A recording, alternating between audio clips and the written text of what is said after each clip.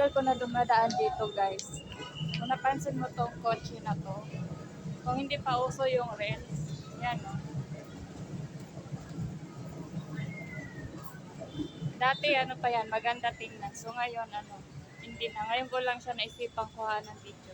Ayan, di ba saan ka makakita ng kotse na sa Route 99? Yan yung dulo niya.